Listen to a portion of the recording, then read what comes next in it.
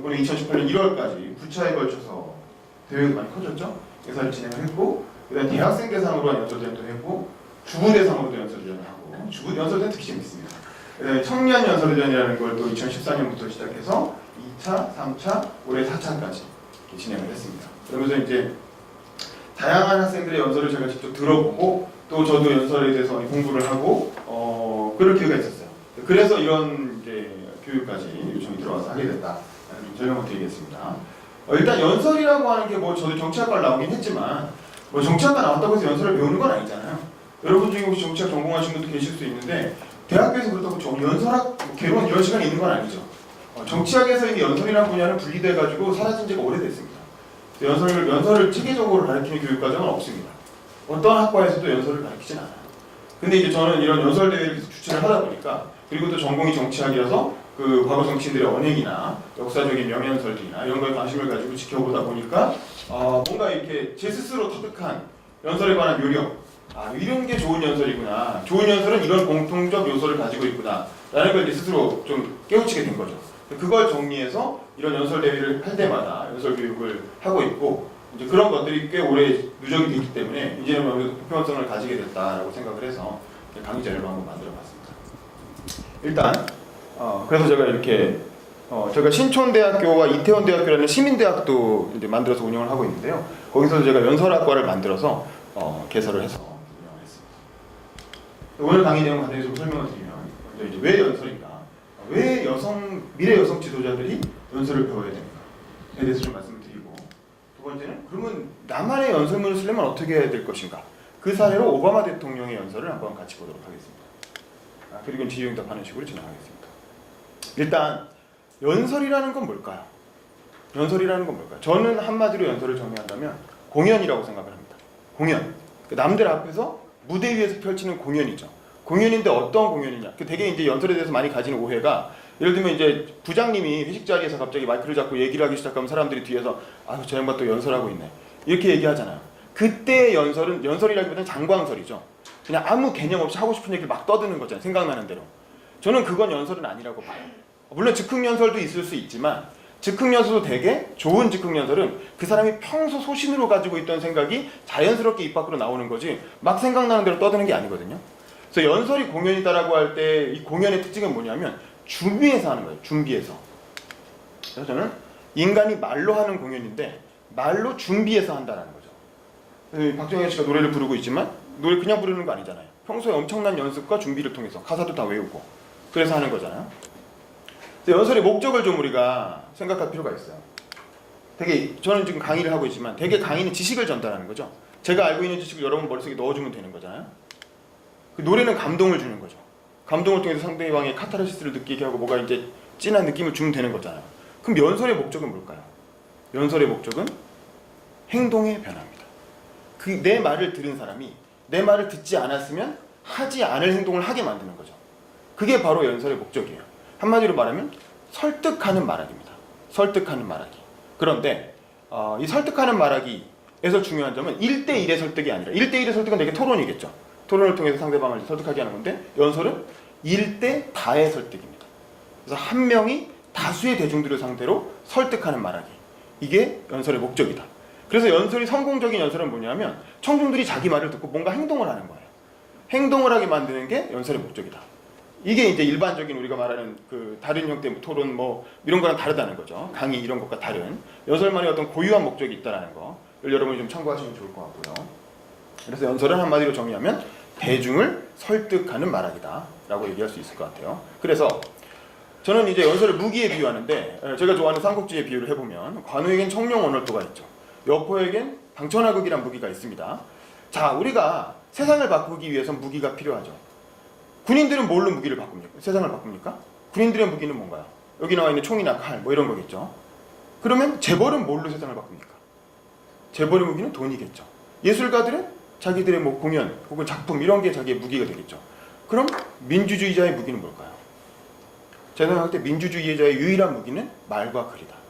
말과 글로 상대방을 설득해서 그 사람이 하지 않았던 생각을 하게 만들고 그래서 나의 의견에 동의하게 만들고 같이 행동하게 만들고 그게 바로 민주주의자들이 가진 유일한 무기라는 거죠. 그래서 사실은 민주주의자가 되는 과정에서는 말과 글을 훈련하는 과정이 굉장히 중요합니다. 그래서 대한민국의 정치가 좋아진다, 한국 정치가 한 단계 발전한다라고 말할 때 그 의미는 뭐냐면 한국 정치를 구성하는 말과 글이 좋아지는 거예요. 우리가 미국 정치를 얘기할 때 오바마 대통령 시절에는 미국 정치가 되게 좋아 보였죠. 멋있어 보였죠. 근데 트럼프가 대통령이 되고 나니까 미국 정치 수준이 확 떨어졌다는 느낌이시죠. 민주주의라는 건 직선적으로 쭉 발전하는 게 아니라 이렇게 오락가락하는 거예요. 어떨 때는 좋아졌다가 어떨 때는 나빠졌다가. 근데 그 좋아지고 나빠지는 걸 구성하는 건 바로 그 민주주의를 구성하는 말과 글이라는 거죠. 그래서 사실 우리는 좋은 민주시민이 되기 위해서는 말과 글을 꾸준히 훈련하는 게 굉장히 중요합니다. 근데 사실 우리 공교육에서는 그런 게 빠져있죠. 중고등학교 때도 말하기나 글쓰기, 뭐 국어 시간에 그런 거 배운 적 없잖아요. 다 문법이나 문학 위주로 배우고 대학 가서도 배운 적이 없죠. 뭐 법학과, 뭐 로스쿨 뭐 다 오신 분도 많겠지만 사실은 말과 글 자체를 훈련하는 학과는 별로 없죠. 되게 지식을 전달하는데 초점을 맞추고 있다. 그래서 저는 말과 글을 훈련하는 과정이 굉장히 중요하고 그게 바로 정치에서는 연설이다라는 거죠. 그래서 누구나 꼭 정치인이 아니더라도 미래의 지도자가 되고 하는 사람은, 특히 민주주의 하에서 지도자가 되고 하는 사람은 반드시 말과 글을 훈련할 필요가 있다라는 생각이 듭니다. 대표적인 게 오바마 대통령인데, 오바마 대통령이 2004년에 미국 민주당 전당대회를 통해서 처음 등장했잖아요. 다 아시죠? 자, 오바마가 2004년 전당대회에 등장했을 때 직업이 뭐였을까요? 이때 오바마의 직업이 뭐였습니까? 상원 의원일까요? 주상원의원입니다. 주상원의원. 일리노이라고 하는 그 시카고가 있는 일리노이라고 하는 조그만 주, 우리로 치면 뭐 울릉도나 제주도, 그러니까 좀 유명한 큰 주는 아니죠. 가난한 주죠. 그 주의 주상원의원이에요. 주상원의원이라는 게 우리나라로 치면 뭐예요? 주상원의원. 뭐 도의원보다도 좀 뭐 시의원 뭐 이쯤 된다. 시의원이나 부의원보다 좀 높고 시의원쯤 된다고 보시죠. 여러분 지역구의 시의원 이름 아시는 분? 나는 우리 지역구의 시의원 누군지 안다. 뭐 여기 계신 몇 분이 사실 많지 않죠. 사실 우리 지역 국회의원도 잘 모르는 경우가 많아요. 대통령 정도 돼야 이름 알죠. 그러면 세상에 오바마가 이때 전당대회에 나왔을 때 사람들이 오바마를 알았을까요? 오바마는 물론 하버드 대학을 졸업할 때 내 아버지로부터 꿈이라는 책을 써서 꽤 유명하긴 했어요. 우리도 지금 뭐 옛날에 장승수 씨처럼 뭐 서울대 뭐 수석 입학한 사람처럼 좀 조금 유명한 사람이긴 했지만 정치권에서 그렇게 잘 알려진 사람은 아니었어요. 그런데 이 2004년 전당대회 때 일개 시의원에 불과했던 오바마가 전당대회 기조연설을 하게 되고, 기조연설을 하게 된 이유는 좀 이따 말씀드릴 거예요. 그리고 나서 이분에게 주어졌던 연설 시간은 단 15분에 불과했어요. 15분의 키노트 스피치로 이제 기조연설을 시켰죠. 그런데 이 15분의 연설 이후로 오바마의 인생은 완전히 바뀝니다. 주상원의원에 불과했던 오바마가 바로 그 다음에 벌어지는 연방상원의원 선거에 도전하게 되죠. 그리고 연방상원의원이 되고 그 다음에 또 2년 뒤에 바로 대통령 선거에 출마하죠.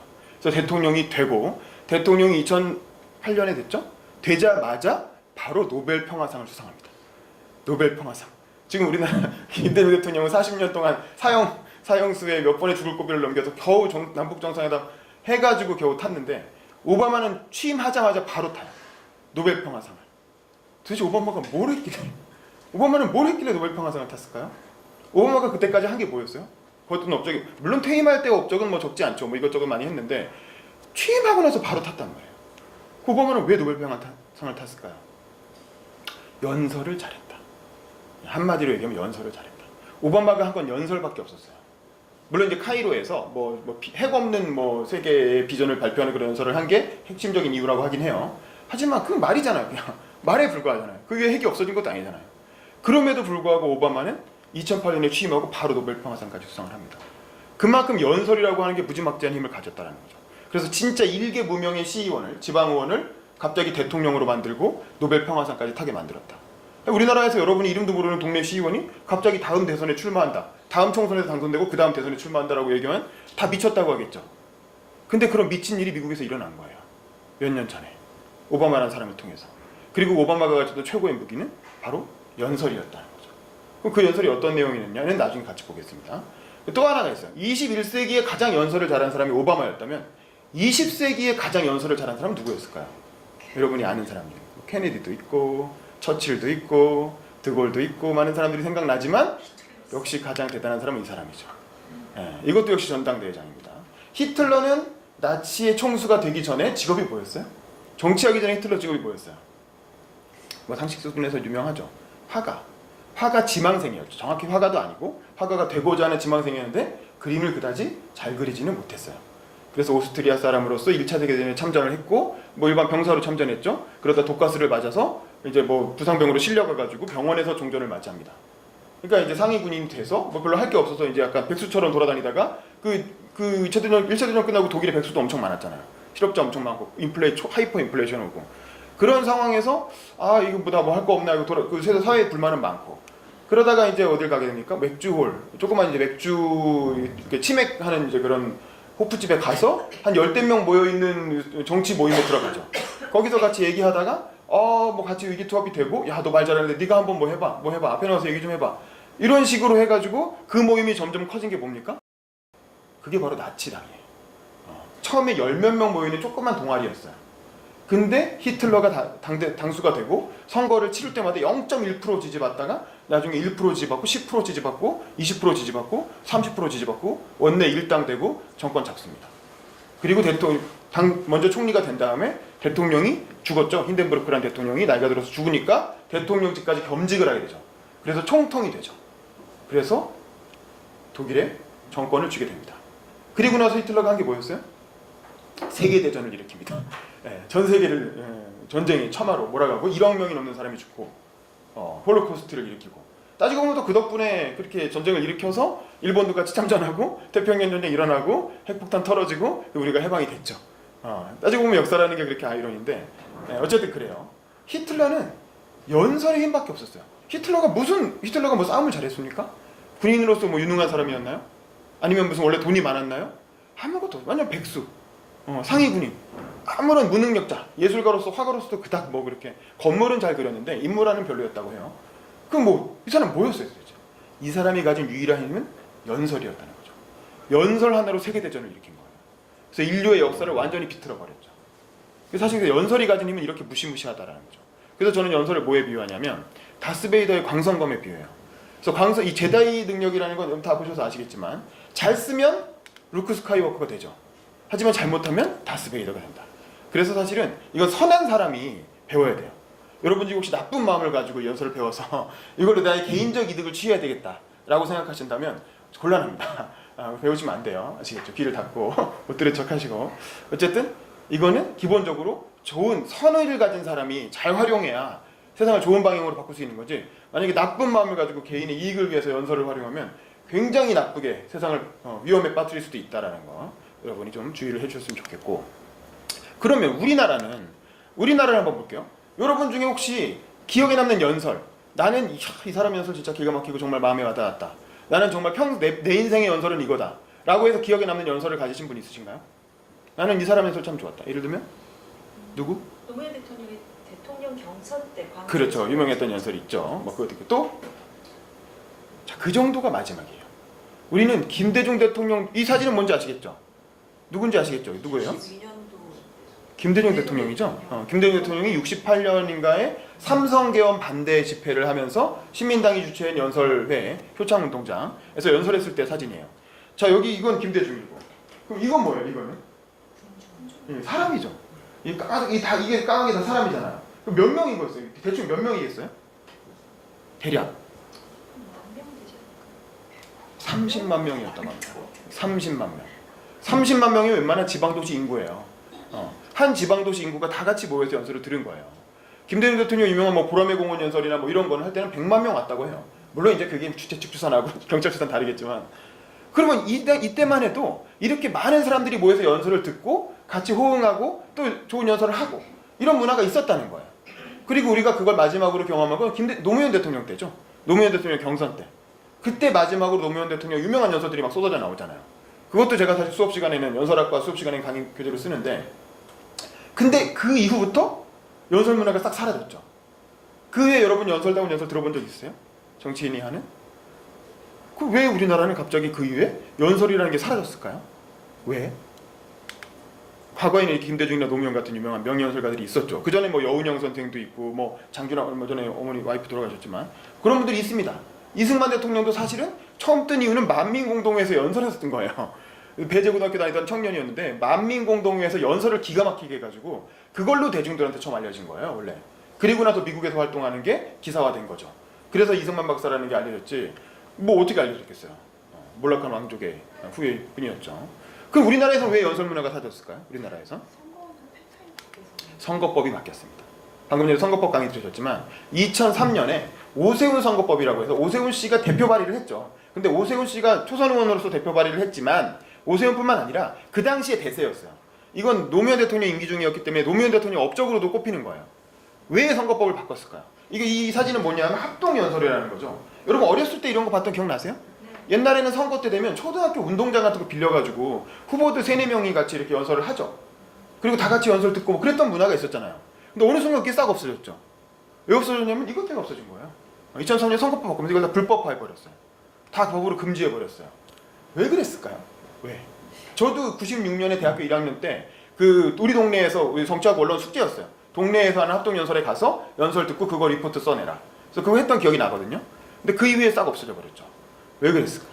돈이 많이 들어. 이게 고비용 저효율 정치의 아주 대표적인 걸로 찍혔던 거죠. 왜냐하면 여러분 대선 후보쯤 되면은 사람들이 가서 연설을 듣죠. 근데 동네 국회의원 후보 연설을 가서 듣겠어요? 선거운동 기간에?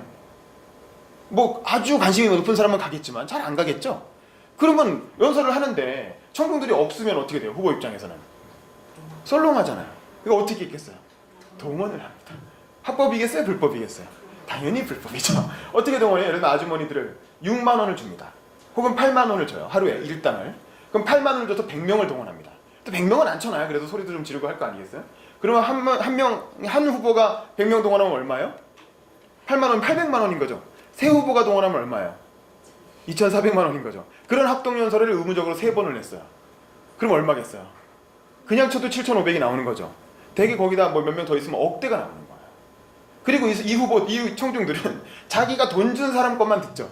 그렇지 않겠어요? 예를 들면 추첨을 해가지고 A 후보가 먼저 연설을 해요. 그러면 연설을 듣고 나서 A 후보가 동원한 청중들은 어떻게 되겠어요? 우르르 나갑니다.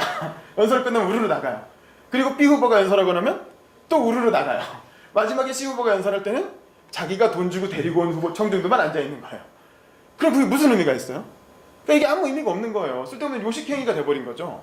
그러면서 그냥 이건 너무 고비용 저율정치 이런 걸 하면 안 된다 해서 없애버린 거예요. 다 없애버리고 나니까 어떤 형태의 연설이 남게 되냐면 여러분 선거 때 많이 보셨겠지만 유세차라고 해서 길거리에 이제 그 사거리 같은데 유세차 세워놓고 거기 올라가서 연설을 하죠. 근데 문제는 그런 연설은 어떤 문제가 있냐면 사람들이 듣습니까? 그런 연설 들어요? 예를 들면 표창원쯤 서 있으면 보겠죠. 표창원이나 아주 유명한 국회의원이 서서 얘기하고 있으면 저 사람 표창원이야. 이번에 영화에도 나왔어. 한번 보겠지. 하지만 보통 처음 정치신문이나 우리가 모르는 국회의원이 얘기하고 있으면 듣겠습니까? 안 듣죠. 되게 사거리는 되게 바쁘잖아요. 빨리 이동해야 되잖아요. 자, 흘낏 보고 가는 거예요. 흘낏 하네? 하고 가는 거죠.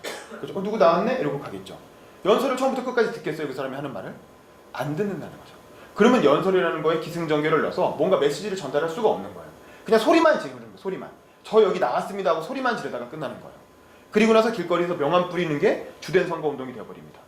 그러면 경선이 있지 않느냐, 경선 때 연설을 하면 되지 않느냐라고 하겠지만 여러분 요즘 경선 어떻게 합니까? 각 당에서? ARS 여론조사로 하죠. 오프라인 경선을 안 합니다. 오프라인 경선을 왜 안 하냐 하면 옛날에는 이제 뭐 단일화 뭐 이런 요인도 있었지만 당원들 모으기도 힘들고 사람들이 잘 모이지도 않는다는 거예요. 또 모으려면 거기도 당원들도 모으려면 돈 든다는 거예요. 그래서 ARS 경선을 하고 ARS 여론조사를 통해서 직함을 불러주죠. 그래갖고 예를 들면 이게 한 20자짜리 직함이 나와요. 그러니까 이제 문재인 정부의 청와대에서 일을 했느냐, 노무현 정부 청와대에서 일을 했느냐, 이게 핵심이 되는 거예요. 그 노무현자가 들어가면 민주당 경선에서는 적어도 5%에서 10% 이상 지지율이 높게 나와요. 그러면 거의 당선된다고 보면 돼요. 그러니까 그 사람의 어떤 내용, 그 사람이 왜 정치를 하는지, 왜 출마했는지 이런 건 알 수도 없어요. 그리고 대부분의 선거운동, 여러분 페이스북 보면 옛날에 예비 후보들 많이 나왔을 때 여러분 주변에도 많이 나왔죠. 주로 선거운동 어떻게 하던가요? 페이스북에 웹적으로 올려요. 뭘 올리니까? 전화번호를 냅다 크게 올려요. 033 이렇게 해가지고 전화번호를 쫙 올린 다음에 이 전화로 전화가 오면 꼭 받아주세요. 꼭 받고 끝까지 끊지 말고 들었다가 자기 이름 나오면 찍어주세요. 이게 선거운동의 다예요. 내가 왜 출마했는지, 나는 이 지역을 어떻게 바꾸고 싶은지, 나는 정치를 통해서 세상을 어떻게 바꾸고 싶은지 그런 얘기를 할 시간이 없어요. 한 명이라도 전화를 받게 만들어야 되거든. 그래서 ARS 여론조사가 되면서 이 내용적 검증이 다 사라져버리는 거예요. 그리고 오로지 그 사람이 가진 직함, 그리고 전화를 끝까지 받아줄 선거인단, 혹은 이제 지지자들을 조직하는 거. 그게 사실은 예비후보, 경선 단계 선거운동의 핵심이 되고, 그러다 보니까 사실은 연설이라는 걸 경선 때도 할 일이 없고 본선 때도 할 일이 없는 거예요. 그러니까 우리나라 정치인들은 도대체 연설을 언제 합니까? 그러면 남이 써주는 축사, 행사 가서 읽는 거 말고 연설다운 연설을 언제 할까요? 언제 하냐 하면 대선 후보쯤 돼야 그때 처음 연설다운 연설을 해보는 거예요. 사실 일개 국회의원 될 때까지만 해도 연설할 일이 없죠. 그러다가 대선 후보쯤 되면 그때는 연설을 하게 돼요. 그럼 그때는 성도들이 듣거든. 그러니까 대선 후보쯤 돼서 처음 연설을 하는 사람들이 나오게 되는 거예요. 그게 뭐냐면 이런 사람들입니다. 2002년 당시에 문재인 대통령 혹은 안철수 이 사람들 처음 나왔을 때 어땠어요? 2002년 우리 대선 TV 토론 때 기억나세요? 2012년 진짜 말 못하는 일반인들보다도 말 못하는 사람들이 나와서 보는 우리들이 창피하면 우리 청중들의 몫이고 국민들의 몫이고 너무 내가 해도 저거보다 잘하겠다 싶은 사람들이 대통령 후보랍시고 나와서 떠들고 있는 걸 우린 봐야 했다라는 거죠. 그리고 그 결과가 바로 이겁니다. 그렇죠. 왜냐면 그 중에 그나마 나았다라는 거죠. 그래서 결국에는 이런 사람이 대통령이 됐기 때문에 최순실 같은 사람이 뒤에서 암약하면서 국정을 농단할 수 있는 기반이 마련됐다. 우리가 그 인물을 제대로 검증하지 못한 거예요. 이건 한국민주주의 전체의 실패예요. 그런 사람들이 제대로 검증되는 그런 과정을 우리 언론도 놓쳤고 정치권도 놓쳤고 정당 내부에서도 만들지 못했고 우리 시민사회도 그런 걸 제대로 요구하지 못한 거예요. 그런 총체적인 실패가 바로 박근혜 정부를 낳았다라는 게 이제 제 생각이고 그래서 우리는 연설을 배울 필요가 있다는 거죠. 연설을 하고 검증하고 배우고 듣고 이제 그런 문화가 필요하다는 거죠. 그래서 이제 그런 문화를 어려서부터 좀 키울 필요가 있기 때문에 제가 청소년 연설대전, 청년 연설대전 이런 대회를 기획했다라는 거고요. 그냥 여기까지 연설에 관한 서론이고 그럼 어떻게 해야 좋은 연설을 할 수 있느냐? 그래서 연설 문화를 복원하는 우리나라의 사라진 연설 문화를 복원하는 게 제가 이런 활동을 하는 목적입니다. 연설 대회를 주최하는 목적이고 그러면 이제 어떻게 해야 좋은 연설을 할 수 있느냐 말씀드리면 크게 세 가지 요소가 있어요. 세 가지 요소. 자, 좋은 연설을 구성하는 세 가지 요소는 뭘까요? 일단 첫 번째는 뭐냐면 메시지. 당연히 메시지가 좋아야 좋은 연설이 되겠죠. 너무 당연한 얘기입니다. 어떤 보편적이고 설득력 있고 사람들의 어떤 마음을 움직이는 그래서 함께 행동하게 만들 수 있는 좋은 메시지를 가져야 연설이 좋아지겠죠. 그래서 무엇을 말할 것인가를 고민하는 게 굉장히 중요하다. 하지만 그것보다 더 중요한 건 뭐냐면 스피커예요. 누가 말할 것인가. 똑같은 메시지를 얘기해도 김대중 대통령이 얘기할 때와 노무현 대통령이 얘기할 때와 이명박 대통령이 얘기할 때 다르겠죠. 예를 들면 노무현 대통령이 뭐 정치에서 신뢰, 뭐 민주주의 뭐 이런 걸 얘기했는데 이인재 씨가 얘기할 때도 똑같은 얘기를 할 수 있죠. 하지만 사람들은 다르게 받아들이겠죠. 노무현이 얘기하는 민주주의와 이인재가 얘기하는 민주주의는 다르겠죠. 왜냐하면 이인재는 경선불복을 했거든. 경선불복을 하고 탈당을 해서 다른 당을 만들어갖고 대선에 출마했었잖아요. 그러니까 그 사람이 해온 행보를 보고 그 사람의 연설을 같이 듣기 때문에 사실 어떤 사람이 어떤 내용의 연설을 하냐는 굉장히 중요하다는 거죠. 그래서 스피커가 굉장히 중요합니다. 스피커에 맞는 연설을 해야 되는 거예요. 스피커에 어울리는 메시지를 얘기해야 그 연설이 힘을 가지는 거지 스피커와 아무 관계없는 메시지를 아무리 떠들어봤자 전혀 힘을 가지지 못한다는 거죠. 그래서 사실 스피커, 그러니까 이 말을 하는 여러분 자신이 굉장히 중요한 거예요. 내가 어떤 스토리를 가진 사람인가, 내가 어떤 사람인가라는 게 사실은 연설을 할 때 가장 중요한 요소다라는 거죠. 그래서 연설문은 남이 쓴 연설문을 읽는 건 아무 의미가 없는 거예요. 남이 쓴 연설문이 아니라 자기가 쓴 연설문이어야 그게 이제 그렇게 스피커의 힘으로 메시지를 폭발시킬 수가 있는 거죠. 그 다음에 또 하나 마지막으로 중요한 건 퍼포먼스입니다. 어떻게 말하느냐. 사실 말하는 방식도 굉장히 중요해요. 그래서 이제 이 세 가지 요소가 어우러졌을 때 우리가 흔히 말하는 명연설이 이루어진다 라고 말할 수가 있습니다. 자, 그럼 명연설의 사례가 바로 오바마인데 오바마가 어떤 연설을 했는지 보여드리기 전에 간단히 이게 2004년에 아까 말했던 오바마의 민주당 전당대회 연설을 보여드릴 거예요. 근데 왜 이 연설이냐면 이 연설은 15분밖에 안 되는 짧은 연설입니다. 근데 왜 이 연설, 오바마는 뭐 40분짜리, 50분짜리, 1시간짜리 연설도 한 게 많아요. 근데 왜 이 연설을 보여드리냐면 이 연설은 오바마가 세상에서 처음 등장한 연설이에요. 그러니까 아무런 배경 지식 없이도 그냥 들을 수 있어요. 다른 연설은 그 당시의 정치적 상황이나 뭐 역사나 오바마의 이런 걸 알아야 되는데 이건 오바마라는 사람을 아무도 모른다는 전제하에 들으면 돼요. 오바마를 처음 보는 거예요. 대중들이 오바마를 처음 봤던 연설이고 오바마는 그걸 너무나 잘 알고 있었어요. 자기는 전혀 모르는 무명의 인사고 아주 소중한 기회를 얻었고 그래서 이 기회를 잘 활용해야 내가 정치인으로서 성공할 수 있고 뭔가 이렇게 일을 할 수 있다라는 그런 걸 아주 명확하게 의식하고 있었고 그에 맞게 쓰여진 연설문입니다. 그래서 사실 이 연설은 굉장히 역사적인 연설이면서 연설문의 모범이에요. 거의 현대 연설의 모범이라고 할 정도로 굉장히 훌륭하고 좋은 연설이다. 그래서 이 연설을 같이 볼 텐데 다만 이 연설을 보기 전에 그냥 상식 수준에서 조금만 말씀드리면 공화당과 민주당의 차이 정도는 여러분 다 아시겠죠? 공화당은 개인주의나 자립이나 경쟁을 중시하고 개인을 중시하고 안보와 군대 또 신앙심을 중시하고 가족 또 엄격한 이민 정책을 강조하고 동성애에 반대하고 프로라이프는 뭔지 아시죠? 낙태에 반대하는 거죠. 생명을 중시한다는 거고 민주당은 그에 비해서 연대를 강조하고 평등, 정부의 역할, 외교 평화, 세속적인 가치, 또 관대한 이민 정책, 또 동성애를 옹호하고 프로 초이스라는 건 낙태를 찬성한다는 거죠. 여성의 선택이라는 거죠. 그리고 공화당은 코끼리고 민주당은 당락이고 공화당은 빨간색, 민주당은 파란색이죠. 우리나라도 이거 따라해서 지금 새누리당이 빨간색 뭐 이렇게 됐죠. 자, 요 정도를 알고 직접 오바마가 그럼 어떻게 연설을 했는가 한번 들어보도록 하겠습니다. 이것저것 많이 올려 있어.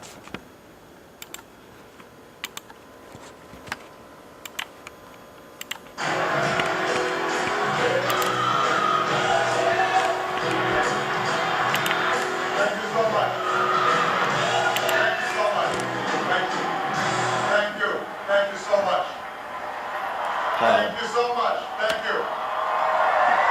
Thank you. 자, 굉장히 감사를 하고 있어요. 왜냐하면 정말 감사한 일이거든요. Thank you, Dick Durbin. You make us all proud. On behalf of the great state of Illinois, crossroads of the nation, land of Lincoln, let me express my deepest gratitude for the privilege of addressing this convention. 자, 이 전당대회에서 연설하게 된 특권에 관해서 진심으로 감사드립니다라고 말하고 있는데 왜 그러냐면 오바마는 아까 말한 것처럼 동네 시의원이라고 그랬죠. 이 전당대회가 우연히 일리노이주에서 열리지 않았으면 오바마에게 기회가 없었을 거예요. 그러면 이 전당대회는 왜 일리노이에서 열렸을까요? 네. 2004년이죠. 2004년에 미국 대선이 있었는데 그 당시 민주당은 후보를 누구를 뽑았습니까? 오바마 정부에서 국무장관을 했던 존 캐리를 후보로 뽑죠. 그리고 부통령은 누굴 뽑았습니까? 존 에드워즈라고 하는 노동자 출신의 백인 하원 의원인가요? 정치인을 뽑아요. 그래서 존 캐리와 존 에드워즈가 미국 대통령 후보가 돼요. 그 당시 디펜딩 챔피언이라고 할 수 있는 미국 대통령은 누구였어요? 부시 대통령이죠. 아들 부시. 재선에 도전하는 아들 부시. 어떻게든 재선을 막아야 되는 민주당의 어떤 절체절명의 과제가 있었죠. 그래서 전당대회를 통해서 존 캐리라고 하는 20년 이상 상원 의원을 했던 아주 외교 전문가죠. 이런 사람을 대통령 후보로 뽑았어. 근데 민주당은 아까 말한 것처럼 주로 누구의 지지를 받는 정당이에요? 흑인도 지지하지만 백인보다는 유색인종 지지를 많이 받죠. 그러니까 흑인이나 히스패닉 지지를 많이 받는데 후보를 다 백인을 뽑아놓은 거예요. 대통령 후보, 부통령 후보를 둘 다 백인을 뽑았어. 그게 약간 미안하죠. 자기 지지층들한테 이거 흑인들이 많이 지지하는데 어떻게 어쩌다 보니까 후보가 둘 다 백인이 됐네? 그러니까 어떻게 해야 되겠어요? 그러면 전당대회라도 그 어떤 흑인 노예 해방의 상징적인 인물인 링컨의 고향인 일리노이주에서 치르자 이렇게 된 거예요. 오케이, 그래서 일리노이주로 갔어. 일리노이주에 가서 연설을 하는데 전당대회라는 건 아시겠지만 몇 4박 5일에 걸쳐서 끊임없이 연설을 하는 거예요. 끊임없이 연설을 하는데 여기서 기조 연설을 어차피 대선 후보들은 마지막에 나오잖아요. 그 전에 이제 일종의 분위기 띄우는 키노트 축사로 누구를 시킬까 하다가 야, 이 동네 왔으니까 이 동네 정치인한테 한번 기회를 줘보자. 누구 뭐 말 잘하는 애는 없어? 이렇게 문의했겠죠. 근데 그 중에 이왕이면 흑인이면 더 좋겠네. 왜냐면 후보가 다 불러난 백인이니까. 흑인 중에서 괜찮은 사람 하나 골라봐. 이렇게 된 거예요. 그래서 지역 정치인 중에 고르다 보니까 이 지역의 시의원 주상원 의원이 오바마라고 있어. 얘 말 잘해. 옛날에 하버드 나왔어. 이렇게 된 거예요. 그래? 걔 한번 불러보자. 이렇게 해서 기회가 온 거예요. 그래서 딕 더번이라는 사람이 추천을 했겠죠. 그러니까 딕 더번 의원을 언급하는 거예요. 그러니까 이 사람은 정말 일생일대 절호의 기회를 잡은 거예요. 언제 오바마가 동네 정치인이 이런 전국적인 조명을 받는 이 자리에만 10만 명이 있었고 요건 시스펜이라고 하는 우리로 치면 이제 국회 방송 같은 걸 통해서 전국으로 생중계가 됐고 그 다음에 나중에 이게 유튜브 클립이 돼서 전 세계로 퍼져나가게 되죠. 언제 이렇게 주목받을 기회를 가지겠어요?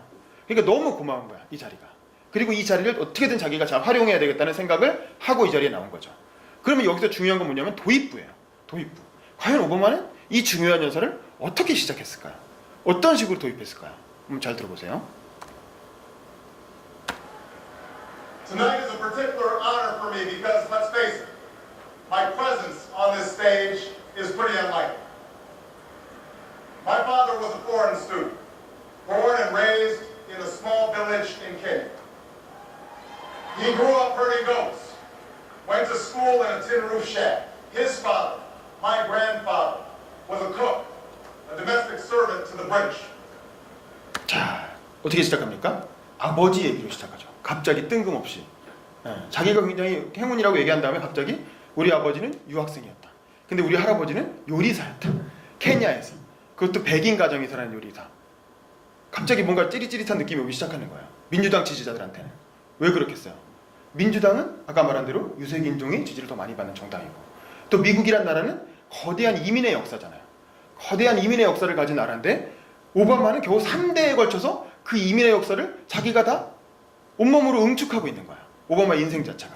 할아버지와 아버지의 역사가 바로 미국의 200년의 역사를 그냥 요약한 그런 스토리를 갖고 있는 거죠. 일단 이 얘기를 듣는 순간 하고 듣게 됩니다. 모르는 사람이었는데 하면 이렇게 조금 더 한번 지켜보게 되죠. 뭐지? 자, 그 But 다음 my grandfather had larger dreams for his son. Through hard work and perseverance, my father got a scholarship to study in a magical place, America, that shone as a beacon of freedom and opportunity to so many who had come before. 갑자기 환호가 나오기 시작하죠. 이건 왜 그럴까요? 이 당시에 미국이 어떤 나라였어요? 어떤 상태였어요? 어떤 전쟁을 치르고 있었습니까? 이라크 전쟁을 치르고 있었죠. 부시 정권이잖아요. 이라크 전쟁이 어떤 전쟁이에요? 처음에는 9.11 테러 때문에 생긴 줄 알았죠. 근데 9.11 테러는 누가 일으켰어요? 알카에다가 일으켰죠. 알카에다는 아프가니스탄이 보호하고 있었죠. 그래서 아프가니스탄 먼저 쳤어. 그래서 정리했어. 근데 갑자기 이라크를 들어갔어. 이라크에는 후세인이 있었잖아요. 후세인과 알카에다는 어떤 관계였어요? 적대 관계였어요. 후세인은 굉장히 세속적인 지도자고 알카에다는 종교 집단이고, 그래서 후세인은 알카에다를 탄압하는 입장이었어요.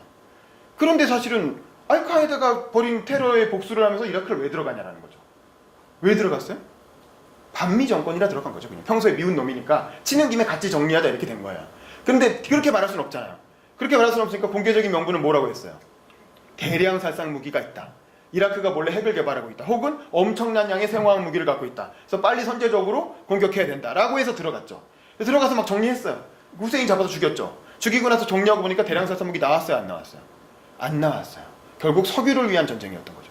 그게 전 세계에 다 알려졌어요. 전 세계에 다 알려지면서 너무나 미국이란 나라가 창피하고 미국의 위신이, 미국의 소프트 파워가 완전 땅바닥에 떨어졌어요. 지금 마치 트럼프 정권인 것처럼 그 당시 부시 정권, 이라크 전쟁 이후에 부시의 전 세계의 어떤 이미지라는 건 정말 최악 중에 그런 최악이 있을 수가 없다고 생각을 했죠. 근데 트럼프가 나타났어요. 더 밑도 있다는 거죠. 근데 어쨌든 그러니까 미국인들이 미국에 대한 자존감이나 자신감이 어떻겠어요? 완전 땅바닥에 떨어져 있는 상황이에요. 그래서 너무나 미국인인 게 너무 창피하고 전 세계인들한테 미안하고 그런 마음을 가진 민주당 지지자들에게 오바마가 나타나서 뭐라고 얘기해주고 있습니까? 미국은 마법과 같은 곳이다. 미국은 너무나 관대한 곳이다. 그렇기 때문에 우리 아버지는 나를 미국에서 낳아야 되겠다고 생각했고 미국에서 교육을 시켰다. 할아버지가 아버지를 미국으로 유학 보냈고 아버지도 마찬가지인 거죠. 자, 그리고 그 다음에 While studying here, my father met my mother. 엄마 얘기가 나옵니다. She was born in a town on the other side of the world, 엄마는 in 백인입니다. Kansas. 캔사스 사람들이 막 소리 지르죠. 되게 유명한 장면입니다. Her father worked on oil rigs and farms through most of the Depression. The day after Pearl Harbor, my grandfather signed up for duty, joined Patton's army, marched across Europe. Back home, my grandmother raised a baby and went to work on a bomber assembly line. After the war, they studied on the GI Bill, bought a house through FHA, and later moved west, all the way to Hawaii in search of opportunity. 자, 어머니 얘기가 나와요. 어머니는 백인이었어요. 캔사스의 농민이었는데 엄마의 외할아버지는. 근데 어떻게 돼요? 2차 대전이 터졌죠. 진주만 사건이 벌어졌죠. 진주만 사건은 우리로 치면 6.25예요. 갑자기 공격을 당한, 기습을 당한 거야. 너무나 정당한 전쟁의 명분이 생긴 거예요. 그러니까 어떻게 해요? 자원 입대하죠. 자원 입대해서 패튼 장군은 우리로 치면 백선엽 장군이나 삼국지에 나오는 장비 같은 사람이에요. 아주 미국 사람들한테 인기가 많은 패튼 장군의 전차 부대에 들어가서 같이 유럽을 누볐다는 거죠. 그러니까 미국인들이 가장 자랑스러워하는 역사예요. 2차 대전이라는 건. 미국은 사실 처음에는 별로 큰 이해관계가 없었어요. 그랬는데 저 바다 건너 유럽까지 가서 유럽에서 나타난 아주 불의한 전쟁을 정리하고 온 거죠. 그래서 나쁜 그 악당인 히틀러를 무찌르고 온 너무나 정의롭고 그에 미국이 전 세계에서 1등 국가가 됐고 리더가 됐죠. 그러니까 전 국민이 다 같이 참여했고 너무나 자랑스러운 성공과 승리의 역사인 거예요. 그 민주주의와 인권이 승리한 역사고. 그래서 그 역사 속에 오바마의 외할아버지가 있었다는 거죠.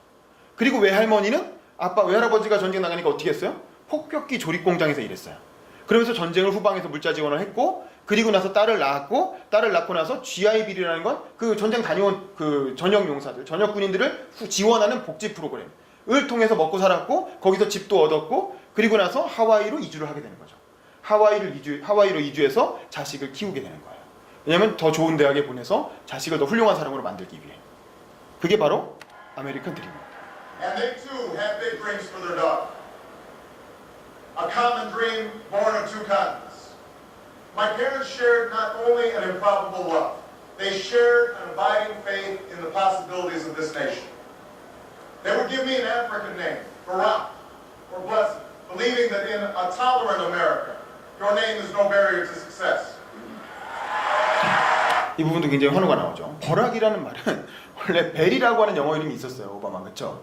그랬는데 버락이라는 건 아프리카식 이름이잖아요. 그리고 중간 이름은 뭔지 아세요? 중간 이름 후세인 오바마. 버락 후세인 오바마예요. 근데 그럼에도 불구하고 아프리카식 이름을 쓰기로 했다라는 거죠. 아버지가 그렇게 결정했고 본인도 그 이름을 받아들여요. 어렸을 때 벨이라고 하다가. 왜냐하면 미국이란 나라는 관대한 나라이기 때문에 아프리카식 이름 쓴다고 해서 왕따 당하거나 차별당하거나 그것 때문에 인생에서 불이익을 받지 않을 거다라는 확신을 갖고 있었다는 거죠. 부모님이. 그래서 버락이라는 이름을 일부러 지어줬다는 거예요. 처음에 자기소개를 하면서 이런 식으로 얘기하는데 더 이상 버락이라는 이름 갖고 놀릴 수 있겠어요? 미국 정치에서 이게 논쟁이 되겠어요? 처음부터 이렇게 얘기했는데 그 다음부터 버락이라는 이름에 대한 논란이 싹 사라집니다. 그리고 나서 버락은 그냥 고유명사로 우리한테 받아들여지는 거죠. 그 다음 사람들이 일어나기 시작하죠. In the land, even though they weren't rich, because in a generous America, you don't have to be rich to achieve your potential. They're both passed away now.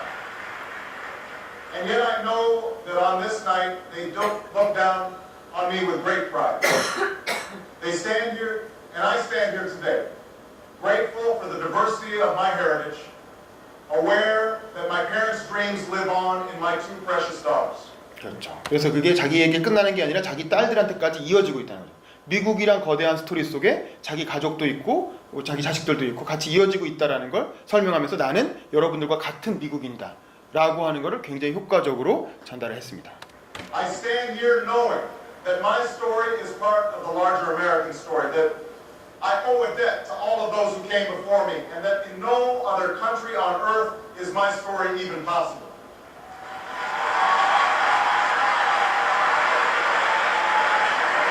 Tonight, we gather to affirm the greatness of our nation. 그렇죠. 오바마는 이제 미국의 위대함을 확인하기 위해서 이 자리에 모였다고 얘기하는데 그 위대함이 뭘까요? Not because of the height of our skyscrapers, or the power of our military, or the size of our economy. Our pride is based on a very simple premise, summed up in a declaration made over 200 years ago.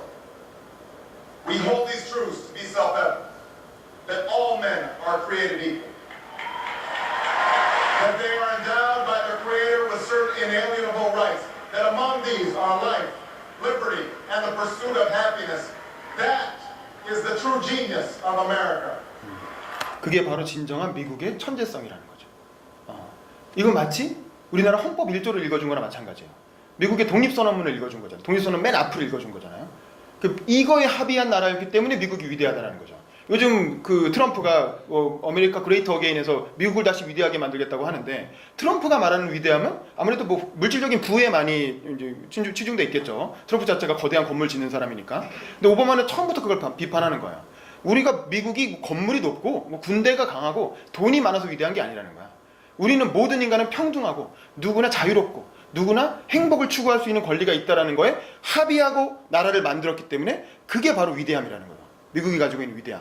그리고 이건 민주당 지지자들이라면 누구나 마음속에 당연한 상식으로 가지고 있는 건데 그거를 이 대통령 후보를 뽑는 전당대회 자리에서 다시 한번 리마인드 시켜준 거죠. 근데 미국은 다시 2차 이라크 전쟁을 치르고 있는 상황이고 너무나 전쟁에 대한 피로감과 전 세계 부시 정권에 대한 어떤 피로감으로 굉장히 사기가 떨어져 있는데 그때 미국이 가지고 있는 원래의 어떤 위대함을 다시 이제 환기시켜 줌으로써 청중들에게 힘을 불어넣는 거죠. 그러니까 청중들이 갑자기 오바마가 전하는 메시지를 막 받는 게 느껴져요. 그래서 처음에는 되게 조용하고 오바마를 아는 사람들은 저 구석에 오바마 피켓 들고 있는 한 50명 일리노이주에서 온 사람들밖에 없었어요. 처음엔. 근데 나중엔 점점 청중들이 열광적으로 반응하기 시작합니다. 그걸 보는 것도 재밌어요. A faith in simple dreams, an insistence on small miracles, that we can tuck in our children at night and know that they are fed and clothed and safe from harm. That we can say what we think, write what we think without hearing a sudden knock on the door. That we can have an idea and start our own business without paying a bribe. that we can participate in the political process without fear of retribution, and that our votes will be counted, at least most of the time. 저는 막 일어났죠. 분위기가 후끈이 달아오릅니다.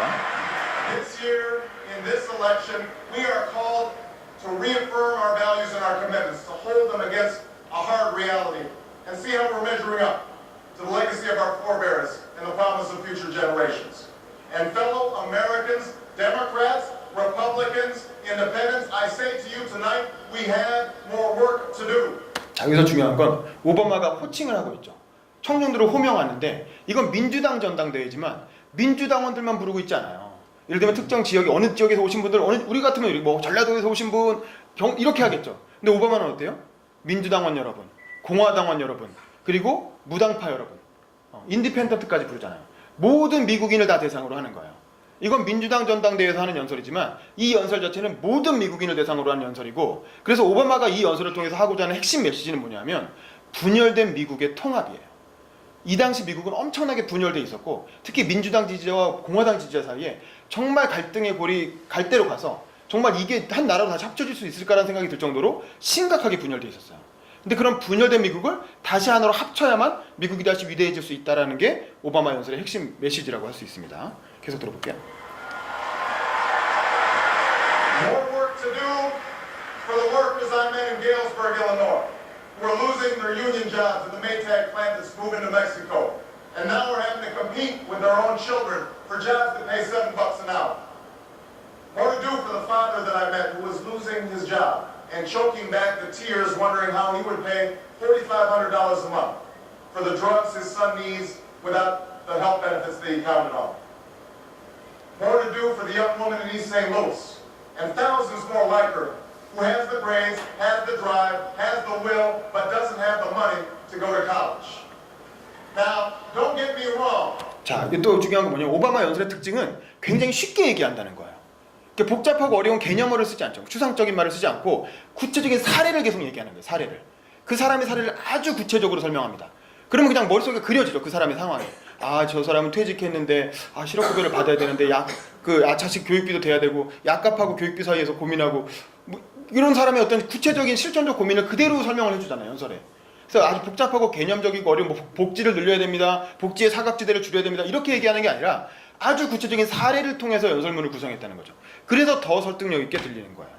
그리고 나서 또 마지막에 뭘 하냐면 굉장히 중요한 포인트인데 들어보세요. The people I meet in small towns and big cities and diners and office parks, they don't expect government to solve all their problems. They know they have to work hard to get ahead, and they want to. Go into the collar counties around Chicago, and people will tell you they don't want their tax money wasted by a welfare agency or by the Pentagon. Go into any inner city neighborhood, and folks will tell you that government alone can't teach our kids to learn. They know that parents have to teach, that children can't achieve unless we raise their expectations and turn out the television sets and eradicate the slander that says a black youth with a book is acting white. They know those things. 자, 이 부분은 뭐냐면 반론 수용이에요. 반론 수용이 뭐냐면 아까 제가 처음에 민주당과 공화당의 차이 좀 설명드렸잖아요. 이 부분 때문에 설명드린 거예요. 되게 민주당은 아까 뭘 중요시한다 그랬어요? 공화당은 개인의 역할을 중시하고 민주당은 정부의 역할을 중시한다 그랬죠. 정부가 나서서 복지 정책을 펴고 뭔가 사회 불평등을 시정하고 적극적으로 개입해야 된다는 게 민주당의 기본 입장이잖아요. 그런데 그러니까 이제 아까 오바마가 어려운 사람들 도와야 된다는 얘기를 하니까 뭐야 그럼 정부가 다 하라는 거야? 개인은 앉아서 그냥 복지나 받아 먹겠다는 거야? 라고 공화당 지지자들은 생각할 수 있겠죠. 그걸 미리 자기 연설에 끌어와서 그거에 대한 반론 수용을 하는 거예요.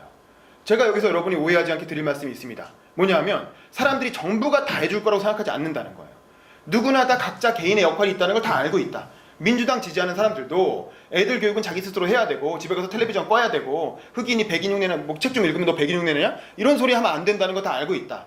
개인들이 다 각자 자기의 역할을 해야 좋은 세상을 만들 수 있지 정부가 나서서 모든 걸 다 해결해 줄 수 있는 게 아니다 라고 공화당원들이 가질 만한 그런 어떤 반론에 대해서 미리 자기 연설에 수용해서 재반박을 하는 거예요.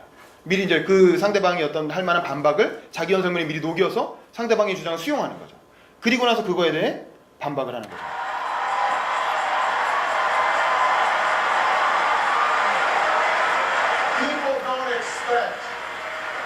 don't expect government to solve all their problems. But they sense deep in their bones that with just a slight change in priorities, we can make sure that every child in America has a decent shot at life. And that the doors of opportunity remain open to all. They know we can do better. And they want that choice. In this election, we offer that choice. Our party has chosen a man to lead us who embodies the best this country has to offer. And that man is John Kerry. 그렇죠. 드디어 존 캐리가 나왔어요. 이 연설은 존 캐리를 지지하라고 추천하기 위한 연설인데 연설 시작한 지 7분 8분이 지나도록 말이 없다가 이제서야 7분 반 만에 존 캐리 이름이 처음 나온 거예요. 그래서 사실 이 사람이 존 캐리를 지지하기 위해서 나왔지만 처음부터 제가 생각하는 존 캐리 의원의 장점은 이런 겁니다. 이런 식으로 얘기했으면 이 연설이 재밌게 들렸겠어요? 귀에 들렸겠어요? 아, 또 정편인적인 그렇고 그런 지지 연설이구나라고 생각했겠죠. 근데 그게 아니라 존 캐리의 장점을 얘기하기 전에 먼저 자기를 설명하고 그리고 이번 선거가 어떤 선거인지 선거의 의미를 규정하고 그래서 이 선거에서 우리가 뭘 해야 되는지를 설명을 하고 그리고 나서 존 캐리가 나오는 거죠. 왜냐하면 존 캐리는 그런 걸 하기 위해 가장 적합한 사람이다라는 거죠. 이런 식으로 연설문이 구성되어 있는 거예요. 잘 보세요. 그럼 존 캐리의 장점을 어떻게 설명하는지 보세요. 이제 존 캐리 나오니까 이제 사람들이 맞아 이거 존 캐리였지? 이러면서 갑자기 일어나서 이제 박수를 칩니다. John Kerry understands the ideals of community, faith, and service because they define his life. From his heroic service to Vietnam, to his years as a prosecutor and lieutenant governor, through 2 decades in the United States Senate, he's devoted himself to this country. Again and again, we've seen him make tough choices when easier ones were available. His values and his record affirm what is best in us. John Kerry believes in an America where hard work is rewarded. So instead of offering tax breaks to companies shipping jobs overseas, he offers them to companies creating jobs here at home.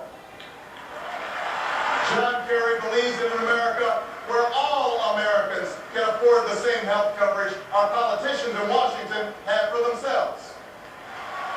John Kerry believes in energy independence, so we aren't held hostage to the profits of oil companies or the sabotage of foreign oil fields.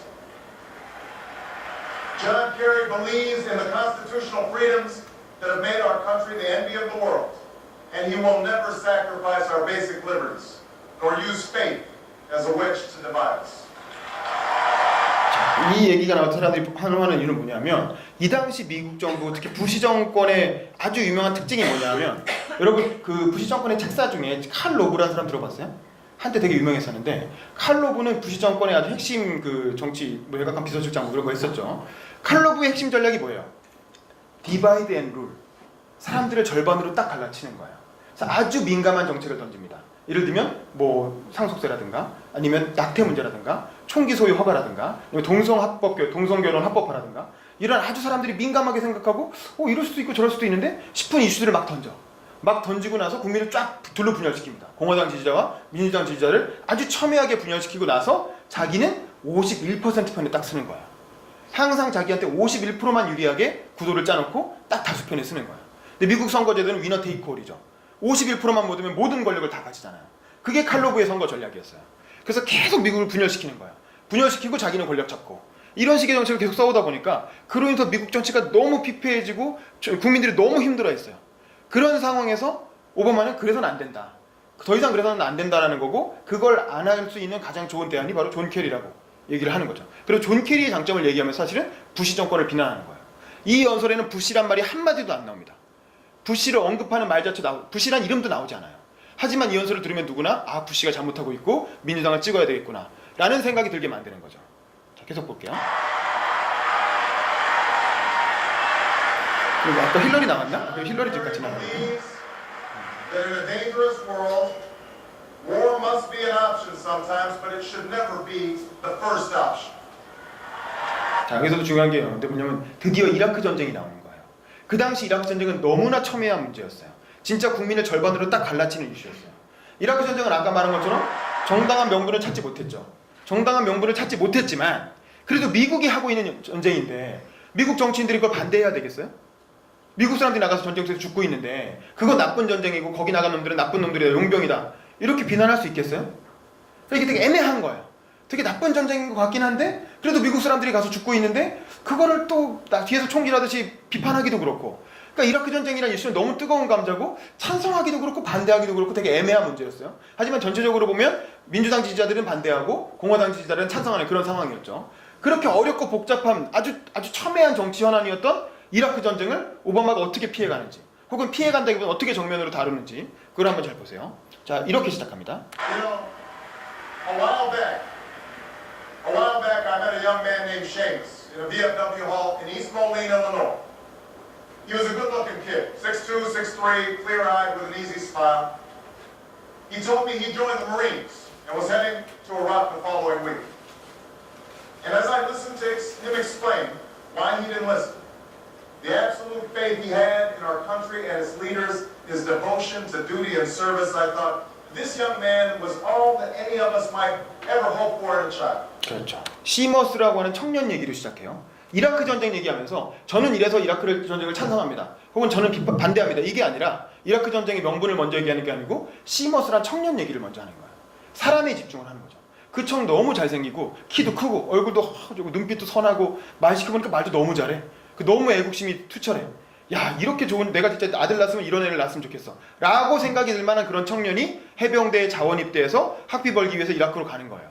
그럼 우리가 이렇게 좋은 훌륭한 청년을 이라크로 보내면서 우리는 그럼 이 청년에게 뭘 해줘야 되겠느냐. 이 청년은 나라를 지키기 위해서 목숨을 걸고 지금 이라크를 가는데 우리는 그러면 이 시머스에게 뭘 해줘야 되느냐. 이렇게 질문을 바꾸는 거예요. 이라크 전쟁에 관한 문제를. 그래서 But then I asked myself, are we serving Seamus as well as he's serving us?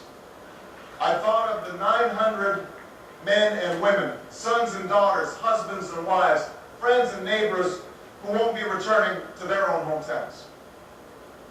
I thought of the families I've met who were struggling to get by without a loved one's full income, or whose loved ones had returned with a limb missing, or nerves shattered, but still lack long-term health benefits because they were reservists.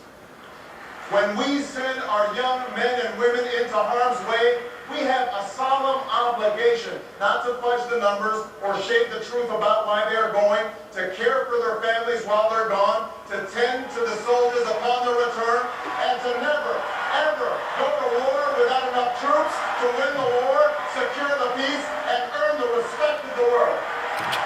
그러니까 미국 다 난리 나죠. 이게 다 그 당시 부시 정권이 잘못한 것들이거든. 부시 정권 이라크 전쟁을 수행하는 과정에서 저지른 잘못들이 언론에서 막 폭로가 되고 공개되고 있었는데 그거 하나하나를 조목조목 지적하면서 이렇게 훌륭한 청년을 전쟁터에 보내면서 전쟁 수행을 이렇게 해서야 되겠느냐 라고 비판을 하는 거죠. 그럼 이런 비판에 대해서 누가 반대할 수 있겠어요? 이거는 사실 찬성 반대의 근본적인 얘기는 아니잖아요. 그리고 나서 또 반론 수용이 들어갑니다. 힐러리 잠깐 일어나죠. Now let me be clear. Let me be clear. We have real enemies in the world. These enemies must be found, they must be pursued, and they must be defeated. John Kerry knows this. And just as Lieutenant Kerry did not hesitate to risk his life to protect the men who served with him in Vietnam, President Kerry will not hesitate one moment to use our military might to keep America safe and secure. John Kerry believes in America. And he knows that it's not enough for just some of us to prosper.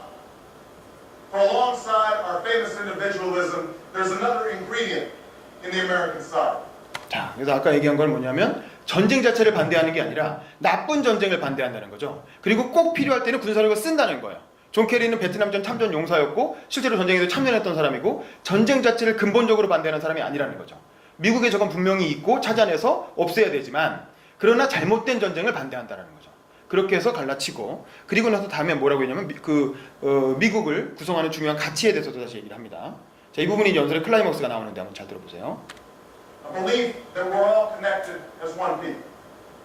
If there's a child on the south side of Chicago who can't read, that matters to me even if it's not my child. If there's a senior citizen somewhere who can't pay for their prescription drugs and have to choose between medicine and the rent, that makes my life poorer even if it's not my grandparent. If there's an Arab American family being rounded up without benefit of an attorney or due process, that threatens my civil liberties.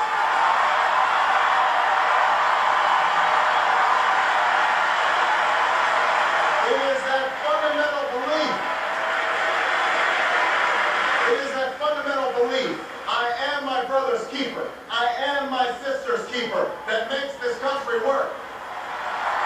It's what allows us to pursue our individual dreams and yet still come together as one American family. E pluribus unum, out of many, one. Now, even as we speak, there are those who are preparing to divide us. 자, 미국의 아까 얘기한 개인주의의 가치와 함께 또 하나 중요한 게 민주당이 주장하는 연대의 가치라고 했죠. 그 연대의 가치를 강조를 한 거고, 근데 이렇게 연대를 얘기하면 또 미국을 분열시키려고 하는 사람들이 있다는 거예요. 뭐냐면 우리 같은 종편에 나오는 사람들이에요. 자, 그 사람들이 뭐라고 하는지 한번 들어볼게요. Spin masters, the negative ad peddlers, who embrace the politics of anything goes. Well, I say to them tonight, there is not a liberal America and a conservative America. There is the United States of America. 유명한 문장이죠. There is not a black America and a white America and Latino America and Asian America. There's the United States of America. 이 부분이 세계적으로 그 당시에 굉장히 화제가 됐던 문장이죠. 이 부분만 딱 띄어서 뉴스에 인터뷰로 많이 나왔죠. 단 10초 정도 띄면 딱 되니까. 이 부분을 지난 대선 때 안철수 후보가 자기가 대선 후보 수락연설에서 이 부분을 표절했다고 해서 논란이 됐죠. 뭐 진보의 한국이 있는 것이 아니고 보수의 한국이 있는 게 아니고 대한민국이 있을 뿐입니다. 이렇게 얘기했는데 이게 우리랑 라임이 다르잖아요. 이거는 미국의 나라 이름이 유나이티드 스테이츠 오브 아메리카이기 때문에 거기서 착상을 해가지고 라임을 맞춘 거잖아요, 시처럼. 그런데 그거를 그 라임을 생각하지 않고 그냥 문장을 해석해가지고 그대로 우리나라에 갖고 오니까 되게 웃긴 말이 돼버리는 거예요. 사실 그 연설, 나는 그 안철수 후보 연설 자체가 그 나쁜 연설은 아니었다고 생각하는데, 근데 이렇게 노골적으로 라임도 맞지 않는 거를 남이 한 연설을 그대로 베껴오니까 나중에 괜히 표절 논란만 일어나고, 사실 뭐 표절이라기보다는 오마주인데 그래도 좀 약간 우리나라 말에 맞게 문학적인 것까지 고려해. 좋은 연설은 아까 어떻게 말하느냐 되게 중요하다고 그랬잖아요. 문학적인 라임도 맞춰줘야 되는데 그래야 사실은 계속 이렇게 울림이 남거든요. 오바마는 그런 걸 되게 잘해요. 이 연설문을 쓴 게 29살이었다는 거예요. 오바마가 쓴 게 아니고 오바마의 얘기를 존 파블로라고 하는 연설문 그 스피치라이터가 썼는데 그 친구가 낸 아이디어라고 해요. 그래서 그 친구는 그 이후에도 굉장히 미국에서 굉장히 유명한 스피치라이터로 지금도 활동하고 있죠. 자, 그래서 The pundits like to slice and dice our country into red states and blue states. Red states for Republicans, blue states for Democrats. But I've got news for them too. We worship an awesome God in the blue states, and we don't like federal agents poking around in our libraries in the red states. 다 똑같은 사람들이 살고 있다는 거예요. In the blue states, and yes, we've got some gay friends in the red states. There are patriots who opposed the war in Iraq, and there are patriots who supported the war in Iraq. We are one people, all of us pledging allegiance to the Stars and Stripes, all of us defending the United States of America. 이라크 전쟁을 찬성하는 애국자도 있고 이라크 전쟁을 반대하는 애국자도 있다는 거죠. 그래서 우리는 다 한 국민이고 다 같이 성조기에 맹세를 했고 다 같이 미국을 지키고 있다는 거죠. 그러면서 미국이란 나라가 분열되어서는 안 되고 하나로 통합되어야 된다는 걸 강조하는 거죠. 미국이 오바마 연설의 메시지는 통합이다.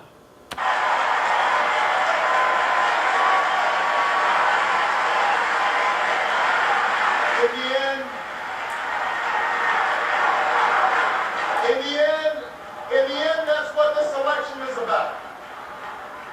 Do we participate in a politics of cynicism, or do we participate in a politics of hope? John Kerry calls on us to hope. John Edwards calls on us to hope. I'm not talking about blind optimism here, the almost willful ignorance that thinks unemployment will go away if we just don't think about it, or a healthcare crisis will solve itself if we just ignore it. That's not what I'm talking about. I'm talking about something more substantial. It's the hope of slaves sitting around a fire singing freedom songs. The hope of immigrants setting out for distant shores. The hope of a young naval lieutenant bravely patrolling the Mekong Delta. The hope of a mill worker's son who dares to defy the odds. The hope of a skinny kid with a funny name who believes that America has a place for him too. 자기죠. 자기 자신을 얘기하죠.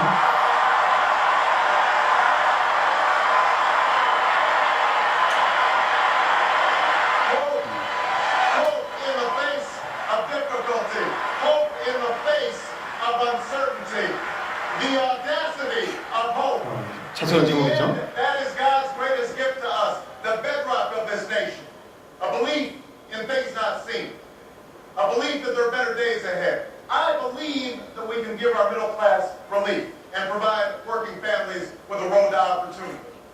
I believe we can provide jobs to the jobless, homes to the homeless, and reclaim young people in cities across America from violence and despair. I believe that we have a righteous wind in our backs, and that as we stand on the crossroads of history, we can make the right choices and meet the challenges that face us. America, tonight, if you feel the same energy that I do, if you feel the same urgency that I do, if you feel the same passion that I do, if you feel the same hopefulness that I do, if we do what we must do, then I have no doubt that all across the country, from Florida to Oregon, from Washington to Maine, the people will rise up in November, and John Kerry will be sworn in as president, and John Edwards will be sworn in as vice president, and this country will reclaim its promise, and out of this long political darkness, a brighter day will come. Thank you very much, everybody. God bless you. 네, 이렇게 연설이 끝납니다. 대단하죠? 힐러리도 좋아서 막 박수치고 있어요. 이 사람 때문에 자기가 대통령 될지도 못 될지도 모르고.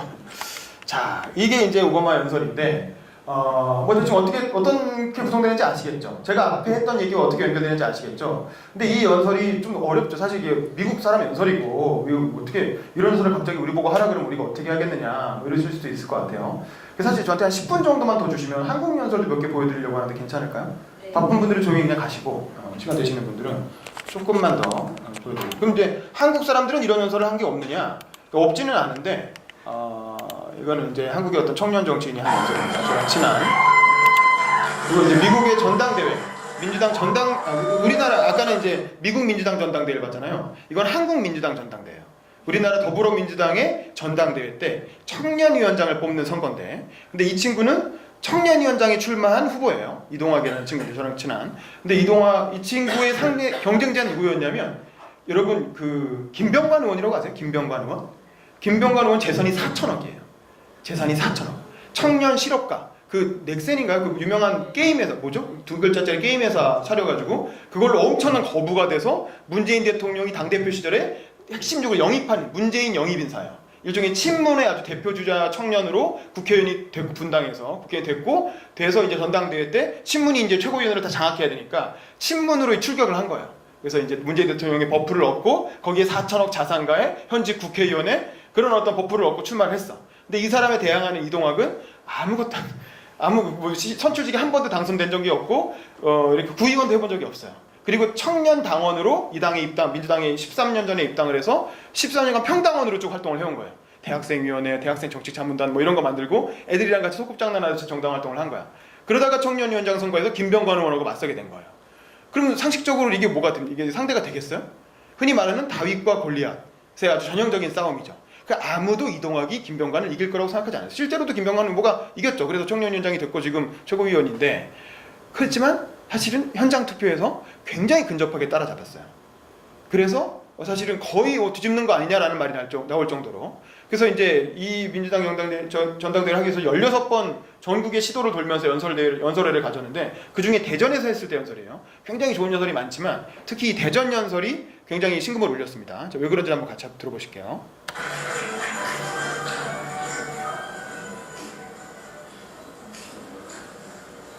대전에 왔습니다. 대전 탕방초등학교, 대전 삼천중학교, 대전 공업고등학교, 제가 나온 자랑스러운 학교입니다. 제가 힘들 때마다 용기를 불어넣어 주신 곳 바로 이곳 대전 이동학, 다시 한번 인사드리겠습니다.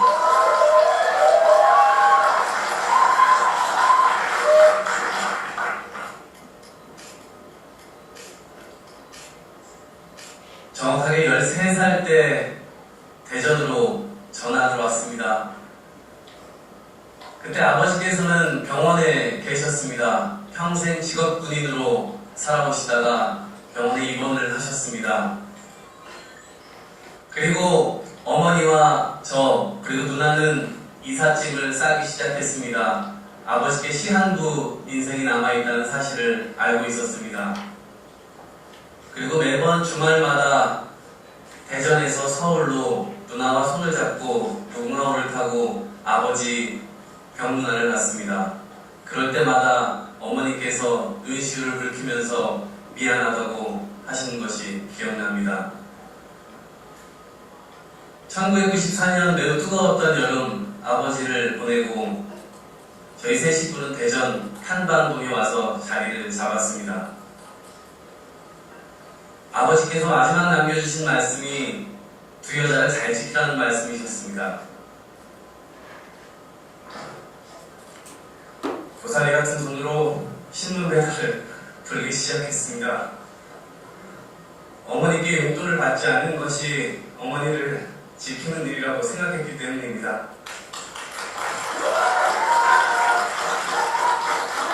스무 살 때 국가유공자 자녀였기 때문에 군대를 안 가도 되었지만 해병대에 장호입대에 갔다 왔습니다.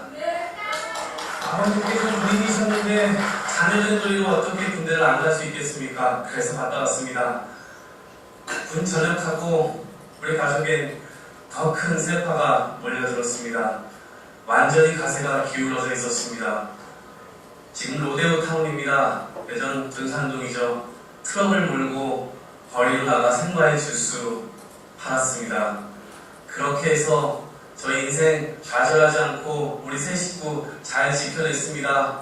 대전에게 다시 한번 감사하다는 말씀, 저에게 용기를 불어넣었던 대전, 여기에서 힘을 얻고 싶습니다. 여기에서 힘을 받아서 수도권으로 올라가고 싶습니다. 이 힘으로 반드시 이기고 싶습니다. 13년 전 군 전역 후 우리 당 열린우리당 창당 대회장에서 의자를 나르는 아르바이트를 시작을 했습니다. 바로 그곳에서 너무나 멋진 연설을 듣고 입당 원서를 썼습니다. 그렇게 13년이 지났습니다. 저는 우리 당 청년위원회가 할 일이 많다고 생각합니다. 내년 집권, 단순히 우리가 집권에 앞장서겠다 이런 구호뿐만이 아니라 우리들이 실제 무엇을 해야 한다고 생각합니다. 바로 그것이 저의 구호입니다. 365일 청년 곁으로 가겠다. 우리 당 청년위원회는 일반 청년들의 눈에 보이지 않습니다. 만질 수 있는 곳에 있지 않습니다. 우리 당 청년위원회가 도대체 무엇 하는지 알고 계신 분 계십니까? 바로 청년들 오직 민생, 우리가 청년 민생을 구하러 나아갈 때 표의 확장이 가능하고 그것이 우리가 청년위원회를 하고 있는 당원들의 자부심을 이끌어낼 수 있을 것입니다. 바로 더불어민주당 집권에 가장 앞장설 수 있는 가장 화끈한 프로그램 청년 을지로가 되어 청년 민생을 지키겠습니다, 여러분. 그리고 우리 당의 미래를 준비해야 됩니다. 청년들이 공부하지 않으면, 청년들이 학습하지 않으면 이 정당의 미래를 어떻게 담보한단 말입니까? 이 정당 단순히 한 번 집권하고 말 것 아니지 않습니까? 두 번 집권하고 세 번 집권하고 지방선거까지 이겨내려면 청년들이 계속해서 준비되어야 합니다. 준비된 청년들이 계속해서 정치인으로 성장할 수 있도록 더불어대학을 만들겠습니다. 당원 교육 시스템을 완전히 구축하겠습니다. 우리 모두 대선 집권에 성장합시다, 여러분!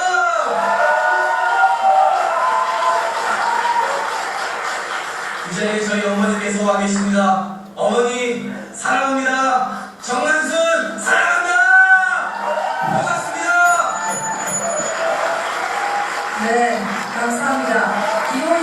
이동학 자, 이 친구에 관해서도 할 얘기가 많은데 시간 관계상 넘어가고, 그리고 정치인의 연설이니까 좀 뭐 그런 거 아니냐? 그럼 근데 사실 청소년들도 연설을 잘해요. 한번 들어보실게요. 이거 듣고 마무리하겠습니다. 네, 회를 거듭할수록 정말 더 끼가 넘치고 더 뜨거워지는 청소년 연설 대전입니다. 네 번째 주인공을 소개해드리도록 하겠습니다. 사랑이 부르는 학교에서 홈스쿨링을 하고 있는 참가번호 4번 영소경 학생입니다. 여러분 큰 박수로 환영해 주시기 바랍니다.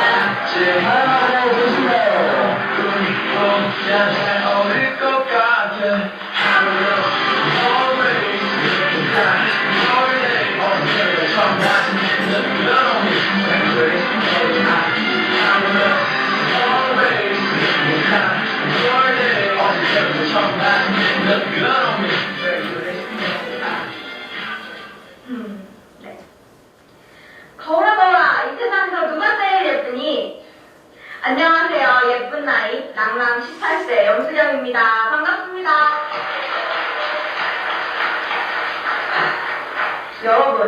여러분은 비밀 이야기 좋아하시나요? 저도 좋아하는데요. 그래서 여러분을 위해 제 비밀을 말씀드릴까 합니다. 이건 비밀인데요. 제가 태어나고 얼마 후 어머니께서는 암에 걸리셨습니다. 항암 치료를 받으시며 머리가 다 빠지시고 점점 말라가셨습니다. 휠체어를 탄 어머니와 외출을 할 때면 사람들은 저희를 힐끗 쳐다봤습니다. 사람들의 시선이 신경 쓰였고 엄마와의 외출이 싫어졌습니다. 유치원에 입학하고 한 친구가 이렇게 놀리더군요. 야! 얘네 엄마 장애인이래. 저는 제 어머니가 부끄러웠습니다. 제가 10살 때 어머니는 10여 년간의 암 투병 끝에 돌아가셨습니다. 중환자실에서 저도 못 알아보시던 어머니는 그렇게 한 줌에 제가 되셨습니다. 어머니의 장례식 날 검은색 상복을 입은 저를 사람들은 다시 힐끗 쳐다봤습니다. 어느 순간부턴가 사람들의 동정어린 시선이 느껴졌습니다. 중학교에 입학하고 한 아이가 이렇게 묻더군요. 야, 너네 엄마 죽었다며? 저는 차마 대답할 수 없었습니다. 다시 놀림받을까봐 두려웠거든요. 저는 제 자신이 부끄러웠습니다. 어머니가 돌아가시고 난 뒤 읽게 된 편지에는 이렇게 써져 있었습니다. 자랑스러운 엄마가 돼주지 못해 미안해. 그냥 모든 게 다 많이 미안해. 저는 제 자신에게 수백 번, 수천 번 말했습니다. 엄마를 부끄러워하다니 어떻게 그럴 수 있어. 세상에 너같이 나쁜 애는 없을 거야. 넌 정말 나쁜 아이야. 여러분은 거울 속 자기 자신을 보시면 어떤 생각이 드시나요? 저는 스스로를 사랑받지 못할 아주 나쁜 아이라고 생각했습니다. 제가 너무나 싫었어요. 사람들이 저를 떠날 것 같았습니다. 그래서 사람들이 원하는 대로 행동했어요. 외향적이고 자신감 넘치는 착한 아이요. 그런데 저는 사실 내성적인 사람입니다. 지금 이렇게 많은 사람들 앞에서 제 이야기를 하는데 다리가 부들부들 떨립니다. 이런 제 모습을 보고 사람들이 이렇게 말하더라고요. 에이, 너답지 않게 왜 이래. 무서웠습니다. 사람들이 제 본 모습을 알면 저를 떠날 것 같았습니다. 외로웠습니다. 사람들이 좋아해주는 저는 제가 아닌 것 같았습니다. 그런데요, 저도 제 자신을 사랑해주지 못하는데 어떻게 다른 사람이 저를 사랑해주길 바랄 수 있는 거죠? 제 자신도 사랑하지 못하는 저인데 어떻게 제가 다른 사람을 사랑할 수 있는 거죠? 유치원 때 저를 놀렸던 그 아이는 그 일을 기억조차 하지 못합니다. 상처 준 사람은 기억도 못하는데 혼자 울고 가슴 아파하고 상처받고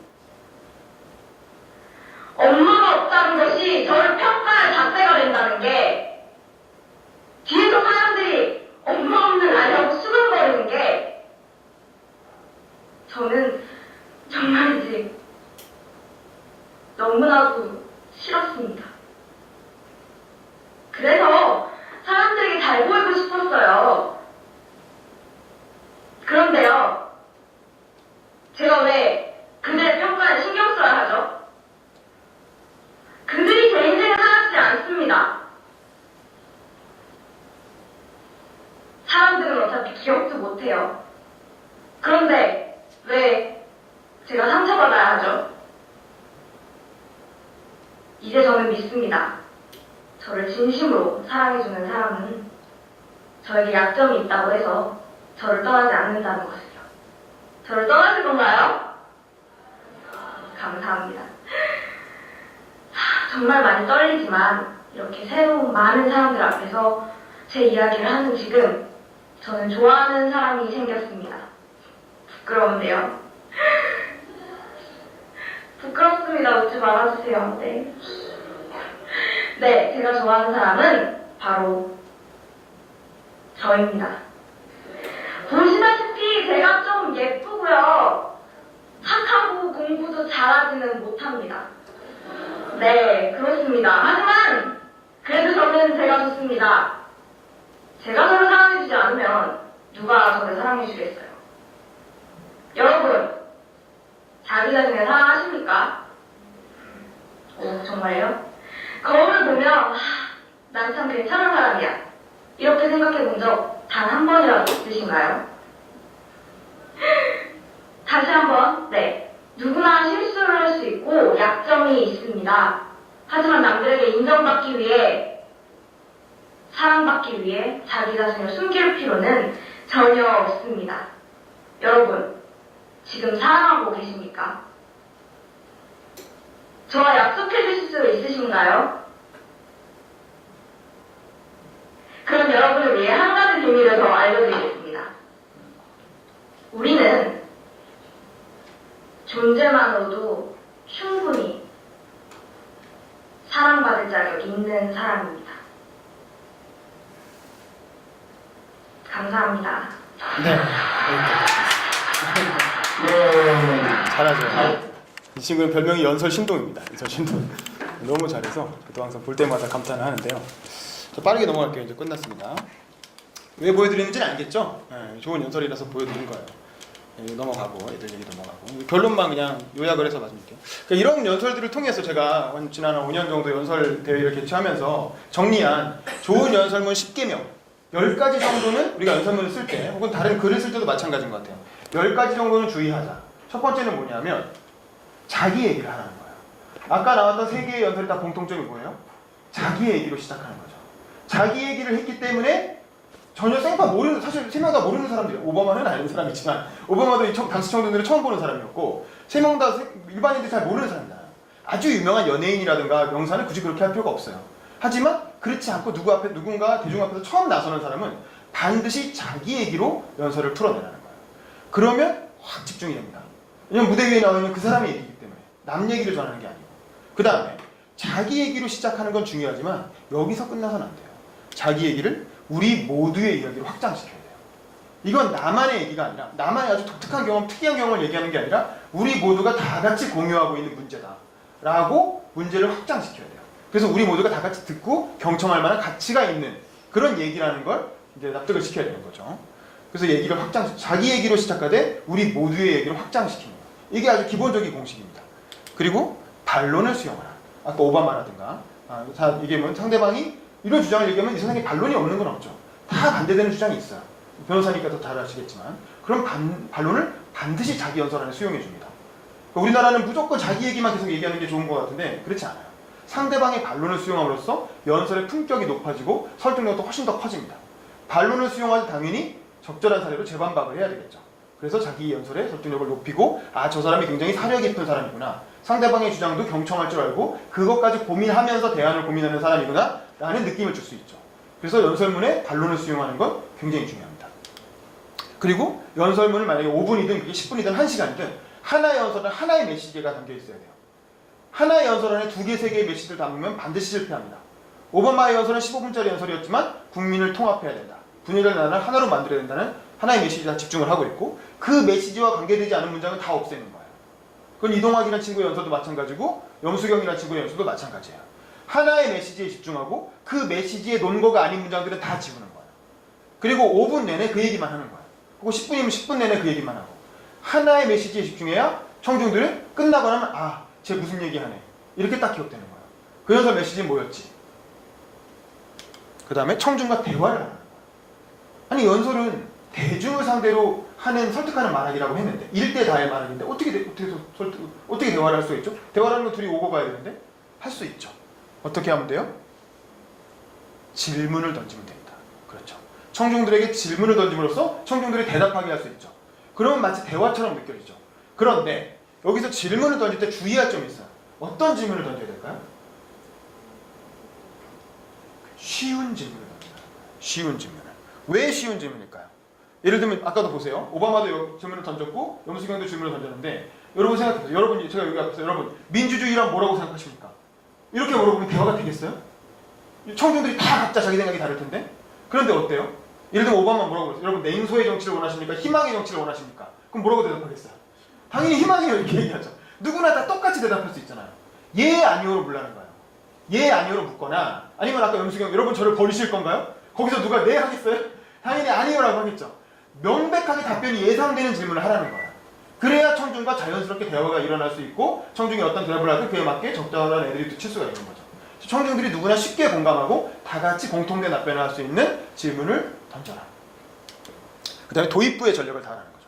도입부라는 건 5분짜리 연설이면 앞에 30초 혹은 1분 10분짜리 연설이면 앞에 5분 도입부에서 결정되는 거예요. 도입부에서 예를 들면 한 30초 정도 들으면 어떤 얘기든 누가 나와서 얘기해도 한 30초는 들어요. 근데 30초 혹은 1분 들었는데 재미없으면 어떻게 됩니까? 핸드폰을 보기 시작합니다. 페이스북을 넘기기 시작해요. 카톡을 보기 시작해요. 그러면 그 연설은 망한 연설이에요. 아시겠죠? 끝까지 듣게 만들려면 도입부를 잘 써야 됩니다. 그래서 연설의 모든 공력을 다 도입부에 집중해야 돼요. 도입을 어떻게 재밌게 할 것인가? 어떻게 청중들의 마음을 확 사로잡을 것인가? 여기에 전력을 다해야 되고 그래서 청중과 친해져야 돼요. 청중과 친해지려면 가장 좋은 건 유머예요. 잘 모르는 사람일수록 가장 좋은 건 유머예요. 저도 앞부분에 처음에 자기소개하면서 괜히 쓸데없이 너무 이상한 소리 해가지고 웃기죠. 그렇게 해서 청중들이 아, 저 사람 얘기 좀 들어볼 만 하겠구나. 지루하지 않겠구나. 라는 느낌을 주는 거예요. 저는 오늘 처음 만난 사람이지만 나랑 좀 친해진 것 같은 느낌을 주는 거죠. 오바마는 어때요? 15분 지나니까 갑자기 락스타가 돼버렸죠. 완전 모든 청중을 10만 명의 청중 다 팬으로 만들어 보이잖아요. 그게 좋은 연설인 겁니다. 그 다음에 부단히 실전처럼 연습해라. 왜냐하면 아까 염수경이라는 친구 있잖아요. 오바마는 연설을 잘하지만 오바마 연설은 프롬프터를 보고 하는 연설이에요. 그래서 오바마 별명이 뭔지 아세요? 오바마 별명이 프롬프터의 신이에요. God of 프롬프터. 워낙 프롬프터를 보면서 안 보는 것처럼 자연스럽게 해서 너무 그걸 잘해갖고 프롬프터의 신이라는 별명이 붙을 정도로 프롬프터를 철저하게 의존하는 연설이에요. 그런데 물론 가끔 종이 보고하는 연설도 있어요. 여러분 즉흥 연설을 생각하실 때 그렇지 않아요. 다 보고하는 연설입니다. 근데 아까 예를 들면 우리나라에 프롬프터가 있습니까? 우리나라엔 프롬프터 문화가 없죠. 프롬프터 쓰는 건 대통령밖에 없어요. 우리나라 정치인 중에. 나머지는 다 그냥 해요.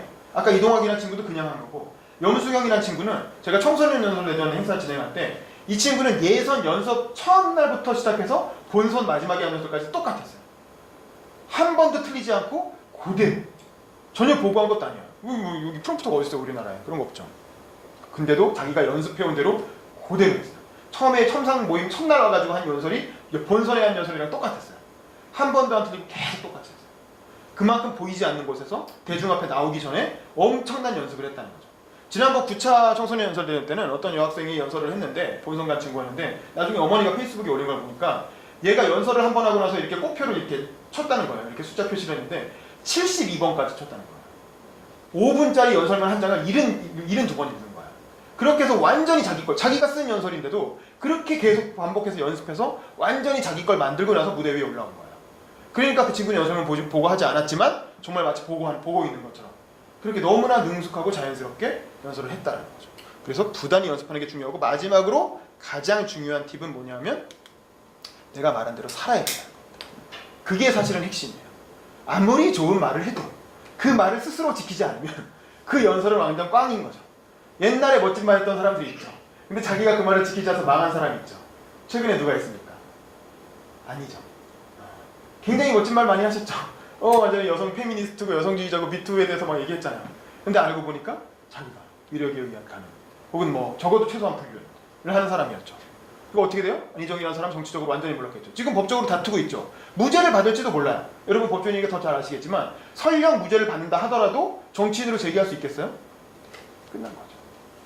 뭐 재기해서 뭐 예를 들면 충청도에서 뽑힌다 하더라도 뭐 2인제 정도 되겠죠. 절대 다시 대통령으로 다가갈 수가 없죠. 왜? 자기가 한 말을 지키지 않는 사람이라는 게 만천하에 드러났기 때문에. 그래서 결국 정치인의 연설의 완성은 그 사람의 삶이다. 그 사람이 결국 그 연설에 어울리게 살았을 때 우리는 그 연설을 되게 좋은 연설이었다고 말해요. 노무현이나 김대중이 명연설가로 기억되는 이유는 그 사람이 그 연설의 내용을 지키면서 끝까지 살았기 때문이다. 그리고 죽었기 때문이죠. 자, 여기까지 하겠습니다. 감사합니다.